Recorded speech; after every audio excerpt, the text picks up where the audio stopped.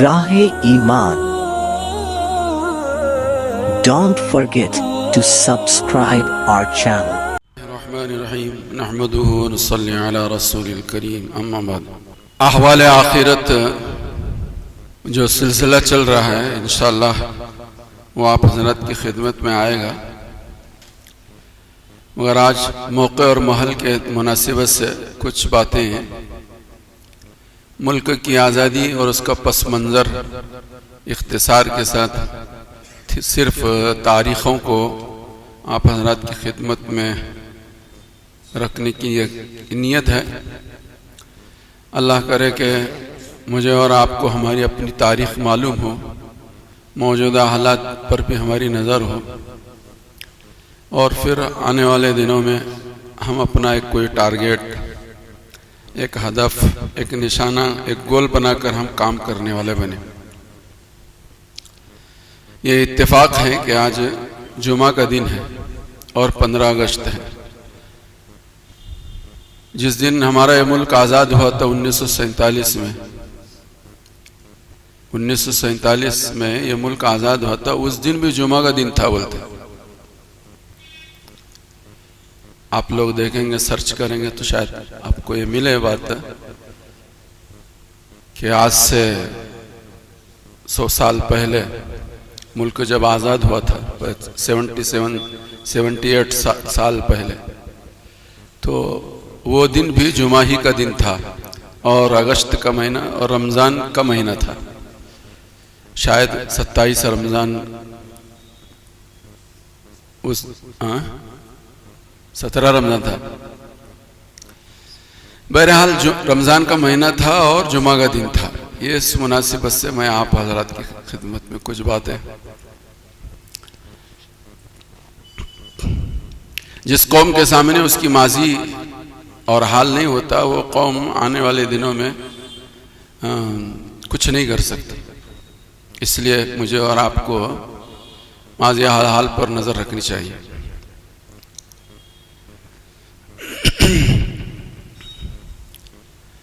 لگ بھگ 1000 سال تک مسلم حکمرانوں نے ہمارے اس ملک پر حکومت کی اور بڑی اچھی حکومت رہی مسلمانوں کی. گرچہ مذہب اسلام کے لیے ان کے زمانے میں کام نہیں ہوا، لیکن ملک کو ترقی دینے کا، ملک میں عدل و انصاف کے قیام کا اور ملک کی روزگار کو بہتر بنانے کا کام مسلم حکمرانوں نے الحمدللہ بخوبی انجام دیا اور ملک کو بہت آگے پہنچایا.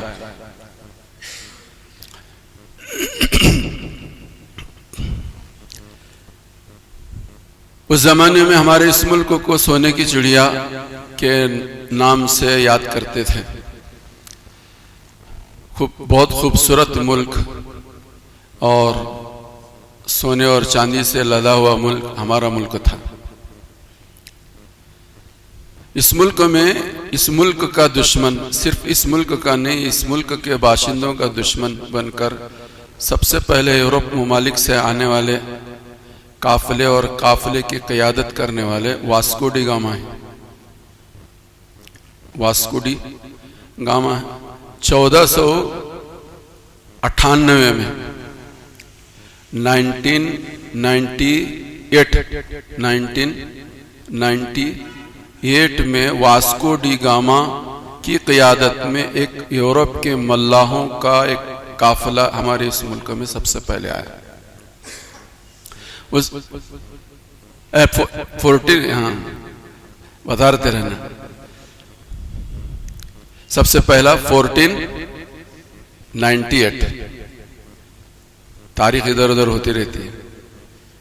تو آج سے لگ بھگ کتنے 500 سال پہلے، 500 سال پہلے سب سے پہلے ہمارے اس ملک میں یورپ سے یہ قافلہ آیا. اور بعد میں لوگ آتے رہے اور انہوں نے دیکھا کہ یہ تو لوٹنے کے لیے بہت بہترین یہ ملک ہے، آنا جانا شروع ہوا. اس کے بعد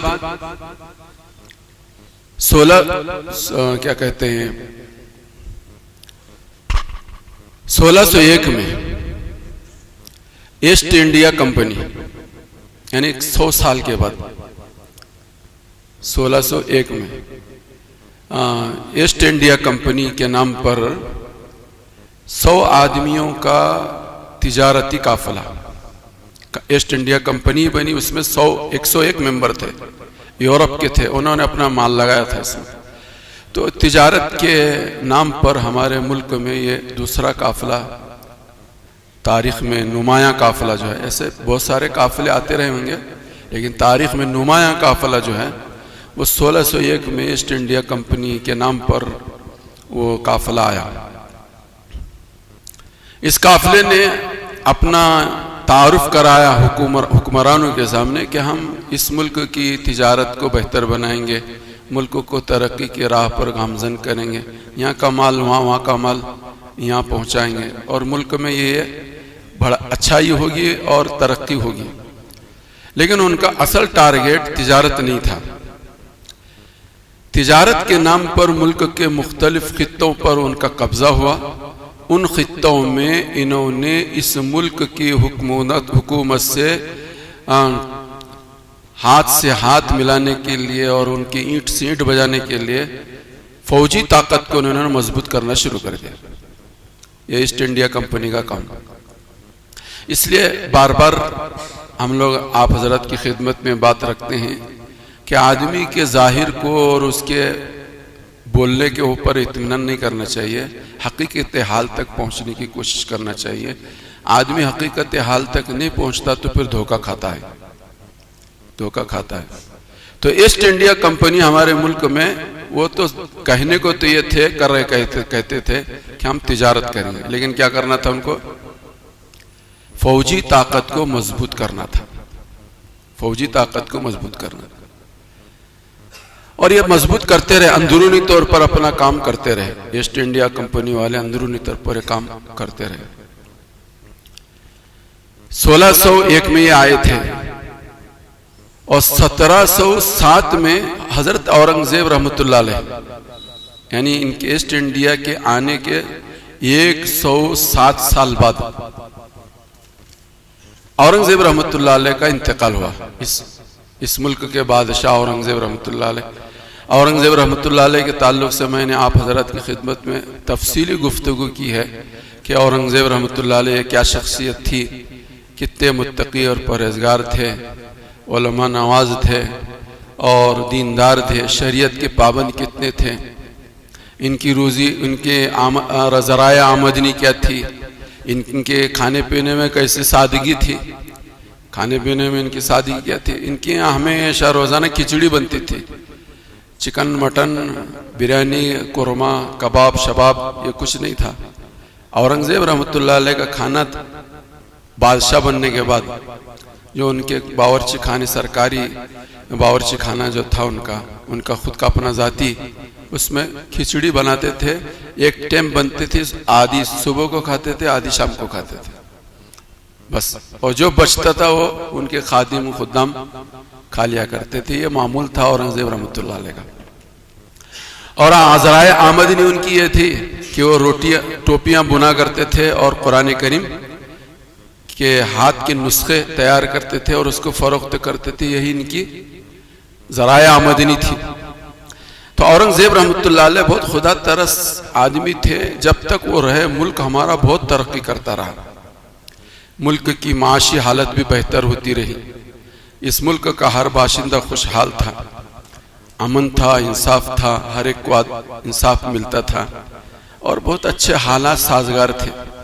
جیسے اورنگزیب رحمۃ اللہ علیہ کا انتقال ہو گیا تو اس ملک کے اندر اورنگزیب رحمۃ اللہ علیہ کے زمانے میں بھی راجاؤں، مہاراجاؤں اور نوابوں کی حکومتیں الگ الگ خطوں میں تھی، تو ان میں آپس میں لڑائی جھگڑے شروع ہو گئے۔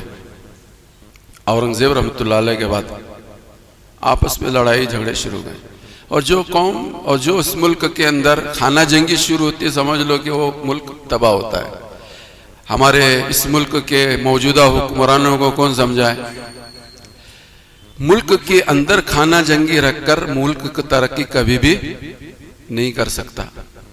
ملک کو ترقی کی راہ پر ڈالنا ہے تو سب سے نمبر 1 پر اندرون ملک خانہ جنگی کو ختم کرنا ہوگا۔ آج ہماری موجودہ حکومت چاہتی ہے لڑاؤ اور حکومت کرو، ان کو آپس میں لڑاؤ اور ووٹ بینک بناؤ۔ ملک ترقی نہیں کر سکتا۔ ملک کو ترقی کی راہ پر ڈالنا ہے تو امن، شانتی اور خانہ جنگی پہلے ختم کرنی ہوگی، نمبر 1 پر کام یہ کرنا ہوگا۔ لیکن اس ملک کا موجودہ حکمران طبقہ، ان کا نمبر 1 کا کام یہ ہے کہ ہندو مسلم لڑاؤ، ہندو مسلم لڑاؤ۔ تو ملک ہمارا کس بدحالی کا شکار ہے وہ آپ تمام جانتے ہیں۔ مہنگائی کہاں سے کہاں پہنچ گئی، ساری چیزیں فروخت ہو گئیں، تباہ و بربادی کے دہانے پر اس ملک کو پہنچا دیا، یہ خانہ جنگی کی وجہ سے۔ تو 1707 میں حضرت اورنگزیب رحمۃ اللہ علیہ کا انتقال ہوا۔ اس کے انتقال کے بعد نوابوں میں، مہاراجاؤں میں آپس میں خانہ جنگی شروع ہوئی، تو اس کا پورا فائدہ انگریز اٹھایا۔ ایک نواب کا دوسرے نواب سے مقابلہ ہے، تو ایک نواب کی ریاست نے انگریزوں کو اپنے ساتھ لیا کہ بھئی تو ہمارا ساتھ دو، ان کا کام تمام کرو۔ تو انہوں نے ساتھ دینا شروع کیا، رفتہ رفتہ ساتھ دیتے گئے، اپنے پیر اور اپنی چادر بڑھاتے گئے۔ یہ سلسلہ چلتا رہا۔ اس زمانے میں اس ملک کے اندر سب سے طاقتور مضبوط انگریز کا مقابلہ کرنے والے تھے تو سراج الدولہ تھا۔ سراج بنگال کی حکومت ان کے ہاتھ میں، ان کے کنٹرول میں تھی۔ بنگال اسٹیٹ کی حکومت ان کے ہاتھ میں تھی، سراج الدولہ تھے۔ سراج الدولہ کا مقابلہ ہوا پلاسی کے میدان میں، انگریزوں سے انہوں نے مقابلہ کیا، لیکن باوجود یہ کہ انگریز کی حکومت اور اس کی فوج بہت مختصر تھی، ان کے پاس وسائل بھی کم تھے، اور سراج الدولہ کی فوج بھی زیادہ تھی اور وسائل بھی ان کے پاس تھے، لیکن میر جعفر اور میر صادق کی وجہ سے، اپنے ہی کچھ سانپ کے آستین تھے، گلے کے سانپ بنے ہوئے ایسے لوگ تھے، ان کی بے وفائی کی وجہ سے، ان کی غداری کی وجہ سے سراج الدولہ کو پلاسی کے میدان میں 1757 کی جنگ کے اندر ناکامی ملی، اور سراج الدولہ جو ہے وہ گرفتار ہوئے اور انگریز نے ان کو شہید کر دیا، وہ شہید ہو گئے۔ اس کے بعد پورے ملک کے اندر کوئی آنکھ میں آنکھ ملانے والا شہسوار، جاں باز، بہادر تھا تو صرف اور صرف ایک تھا، اس کا نام نامی اسم گرامی ٹیپو سلطان شہید رحمۃ اللہ علیہ تھے۔ انگریز نے اپنا پوری طاقت حضرت ٹیپو سلطان شہید رحمۃ اللہ علیہ کو ختم کرنے کے لیے اس نے اپنی پوری طاقت لگائی۔ مختلف جنگیں ہوئی ٹیپو سلطان شہید رحمۃ اللہ علیہ کی اور انگریزوں کی، لیکن 1799 کے اندر 1799 مئی کا مہینہ تھا، اس میں ایسے ہی میر جعفر اور میر صادقوں کی وجہ سے، ہمارے ہی لوگوں کی غداری کی اور بے وفائی کی وجہ سے حضرت ٹیپو سلطان شہید رحمۃ اللہ علیہ شکست کھا گئے اور انگریز نے ان کو شہید کر دیا، اور پھر پورا ملک اسی موقع پر انگریز نے کہا تھا کہ آج سے ہندوستان ہمارا ملک ہے۔ یہ ٹیپو سلطان شہید رحمۃ اللہ علیہ کی شہادت ہوئی ہے 1799 کے اندر۔ 1799 تک رفتہ رفتہ تدریجی طور پر انگریز ملک کے مختلف خطوں پر قبضہ کرتا 1801 میں دہلی دارالسلطنت، ہمارے ملک کی حکومت دارالسلطنت، اس پر بھی ان کا قبضہ ہو گیا۔ 1801 میں آئے تھے کب؟ ویسٹ انڈیا کمپنی 1601 میں، اور اس سے پہلے 1498 میں، وہاں سے لے کر 1801 تک ایک مسلسل جہد مسلسل ہے، نا امید نہیں ہے، مایوس نہیں ہے، برابر محنت کر رہے ہیں۔ ان کا میدان نہیں ہے، ہمارے میدان میں آ کر وہ مقابلہ کر رہے ہیں۔ کیسی قربانیاں ان کی بھی ہوں گی، لیکن خدا کی سنت یہی ہے، جو محنت کرتا ہے وہ پھل کاٹتا ہے، محنت کرنے والا پھل کاٹتا ہے۔ اس زمانے میں ہم خانہ جنگی کے اندر رہے، ملک کے باشندے سب آپس میں لڑتے بھڑتے رہے، اور انگریز پیر پھیلاتا رہا. تو 1801 میں پورے ملک پر اور دارالسلطنت دہلی پر قبضہ انگریزوں کا ہو گیا. اس دن انہوں نے اعلان کیا. کیا اعلان کیا؟ خلق اللہ کی، مخلوق اللہ کی. ملک بادشاہ سلامت کا.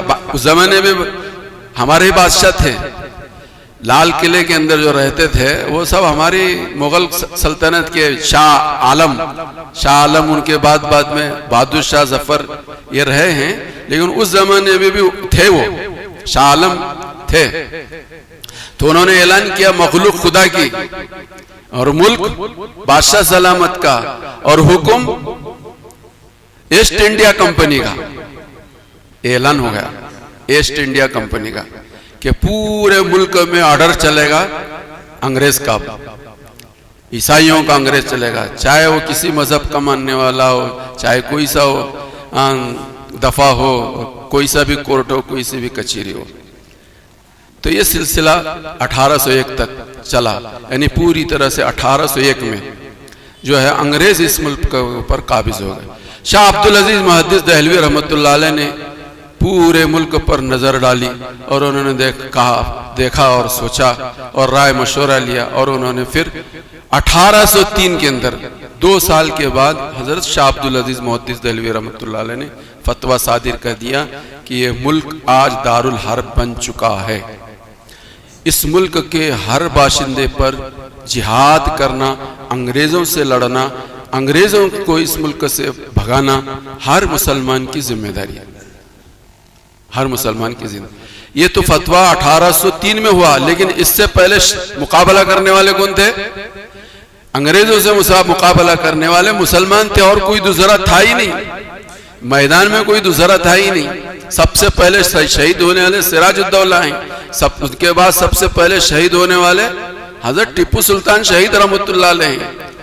اس کے بعد جب حالات پوری طرح سے بے قابو ہو گئے تو شاہ عبدالعزیز محدث دہلوی رحمۃ اللہ علیہ نے فتویٰ صادر کر دیا. پورے ملک کے اندر آگ لگی.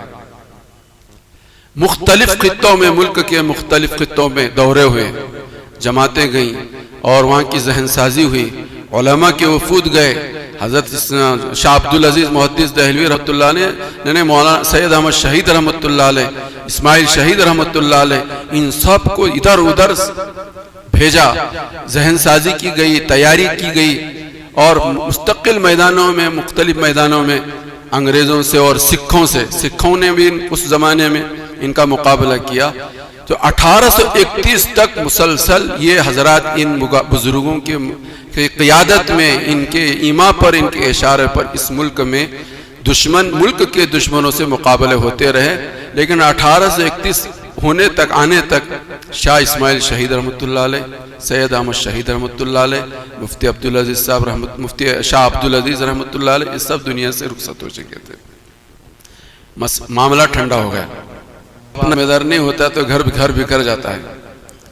ذمہ داروں کی قدر کرنی چاہیے، ذمہ داروں کی قدر کرنی چاہیے. جب تک ذمہ دار رہتے ہیں تو معاملہ جو ہے سمٹا ہوا رہتا ہے، بندھا ہوا رہتا ہے، ایک رخ پر پڑتے ہیں. جیسے ذمہ دار چلے گئے تو 1831 کے بعد معاملہ ٹھنڈا ہو گیا. لیکن الحمدللہ اس زمانے میں بھی علماء دیوبند، ہمارے فکر کے لوگ جو ہیں وہ متفکر تھے، اندر کام کر رہے تھے.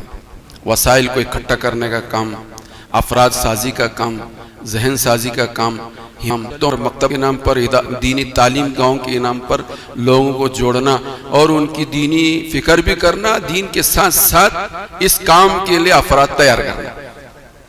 یہ کام ہوتا رہا. 1808 پھر مرتبہ اس ملک کے اندر آگ لگی اور انگریز کے خلاف ملک کے کونے چپے سے لوگ کھڑے ہو گئے. اور کھڑے ہونے والے مسلمان تھے. کھڑے ہونے والے سب حاجی امداد اللہ صاحب مہاجر مکی رحمۃ اللہ علیہ اور ان کے مریدین عبد شاہ رحمۃ اللہ علیہ، مولانا قاسم نانوتوی رحمۃ اللہ علیہ، حافظ ضامن شہید رحمۃ اللہ علیہ. ایک سلسلہ اس میدانوں میں، چاہے وہ تھانہ بھون ہو، چاہے وہ شاملی کا میدان ہو، چاہے میرٹھ ہو، چاہے دہلی ہو، یا چاہے پانی جو ہے اپنے ساتھ عوام کو لے کر کھڑے ہو گئے، لیکن 1857 کی جنگ آزادی میں مسلمانوں کو کامیابی نہیں ملی وسائل کی کمی کی وجہ سے۔ یہاں غداری نہیں تھی، یہاں غداری نہیں تھی۔ سراج الدولہ کے موقع پر اور ٹیپو سلطان کے موقع پر ہمارے لوگوں نے غداری کی تھی، لیکن 1857 کی جنگ آزادی میں جو مسلمانوں کو ناکامی ملی وہ کس وجہ سے ملی؟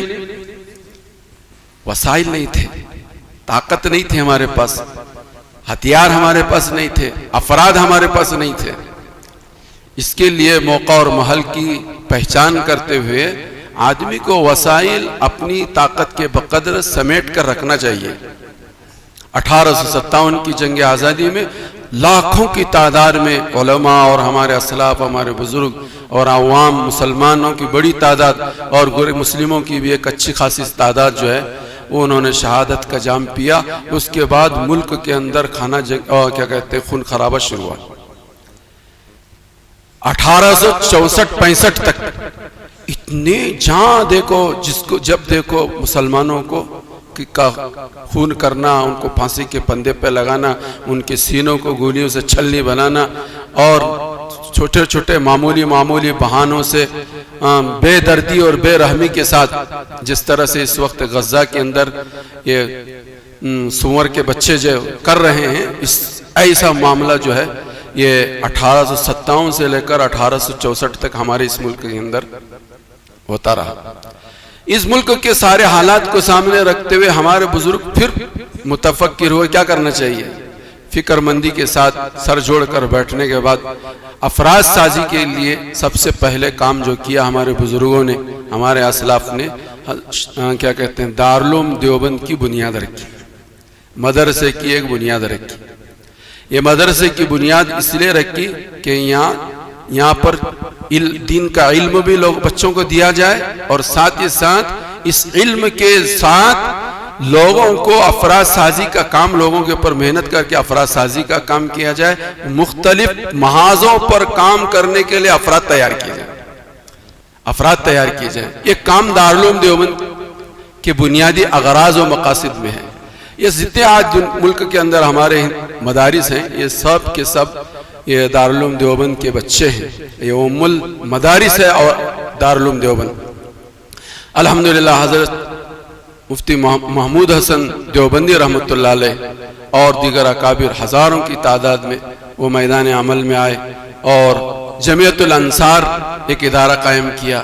پھر وہ جمعیت الانصار کے جو روح رواں تھے وہ اس دنیا سے پردہ فرما گئے، تو پھر معاملہ ٹھنڈا ہو گیا۔ پھر بعد میں ثمرۃ الترتیب کے نام پر ہمارے علماء نے پھر ایک تنظیم قائم کی۔ وہ ثمرۃ الترتیب بھی ایک زمانے تک چلتی رہی۔ پھر جو ہے خلافت کانفرنس قائم کی گئی، اور پھر تحریک ریشمی رومال حضرت شیخ الہند رحمۃ اللہ علیہ نے شروع کیا، جس کے پیچھے ایک بڑا عملہ کام کرتا رہا، بیرونی طاقتوں کو متوجہ کرنا اور ان سے مدد کا طلب کرنا۔ یہ سارا کام حضرت شیخ الہند رحمۃ اللہ علیہ اور ان کے رفقا اور ان کے ساتھی اور ہمارے علماء دیوبند الحمدللہ اس ملک کی آزادی کے لیے کام کرتے رہے، اور یہ کام برابر چلتا رہا۔ یہ 1919 تک مختلف تنظیمیں، کبھی جمعیت الانصار کے نام پر، کبھی ثمرۃ الترتیب کے نام پر، کبھی خلافت کانفرنس کے نام پر، کبھی اس کام نام پر، کبھی اس نام پر، ملک کی آزادی کا کام برابر مسلمان رہبر اور مسلمان رہنما خصوصیت کے ساتھ علماء یہ کام برابر کرتے رہے۔